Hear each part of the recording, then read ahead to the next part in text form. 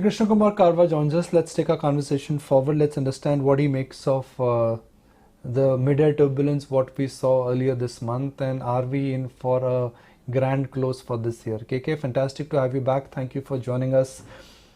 We saw a bit of a mid-air turbulence. You know, it's like when you're in a plane and when you see a turbulence, you just get worried. And before we realize the turbulence get over. Have we seen that similar kind of a factor at play? Because just when everybody thought that markets have topped out, it's back on track. The fundamentals of our market are very, very strong, and what we saw in the last 2-3 weeks was a very severe FPI selling, and that is more driven by global concerns than anything connected to the local markets. And yes, we saw a massive correction in our markets. But going forward, I believe that, as you said, that mid-air turbulence, but finally we'll reach our destination. So I'm sure that our markets, the fundamentals being what they are, valuations did get corrected, and now again we should be resuming our rally going forward. But having said that, my sense is that the return expectations that investors should have should be kind of muted. We should not expect a repeat of what we have seen in the last few years. So time to stay invested, and I'm sure over a medium term perspective we should be able to make decent returns. What is your view on flows for 2022?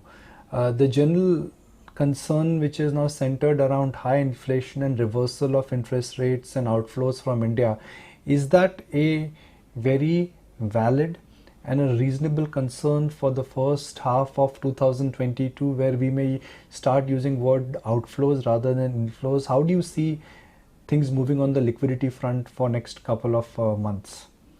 See, I think in the short term, yes, liquidity does impact valuations, and it is very natural to expect that with tapering, etc., and interest rates hardening overseas, that you will see some outflows from the all emerging markets. But within that, maybe India could be an outlier, because the growth that India offers and the opportunity to invest across sectors that India possibly offers. So my sense is that it's early days to assume carte blanche that there will be outflows. But also, having said that, I think you should look at the robustness of the domestic flows into the market. I think every month the domestic mutual funds were able to garner more than 10,000 crores plus kind of flows into the equity markets, and even the retail investors, direct investors also seem to be strong. So even if there is some outflows from the FPIs, I think the robustness of the domestic flows should keep the market in good stead. I'll talk about a theme which in a sense has really blown everyone away, and I'm talking about blown away with the kind of response and the re-rating in valuations and stocks. That's the EV theme.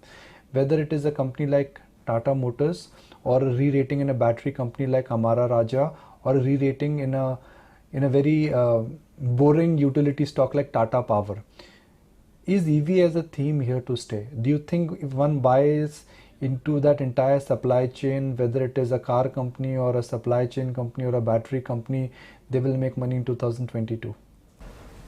See, I think there are two ways to look at it. I mean, EV is there to stay, there is no doubt about it. Now, whether the listed plays which are available in the ecosystem, who will be able to benefit out of it and who will possibly get disrupted, or maybe valuations could get disrupted, that is a question of time. But as investors, yes, you need to be cognizant of the threat that EV brings to the traditional players, and you should be prepared to expect valuations derating in some of the companies which possibly will be bearing the first brunt of the EV disruption. But yes, you need to find niche plays in the ecosystem which could possibly benefit, and I think whoever has been able to raise good amount of equity to invest in their EV plays, I think they should possibly do well.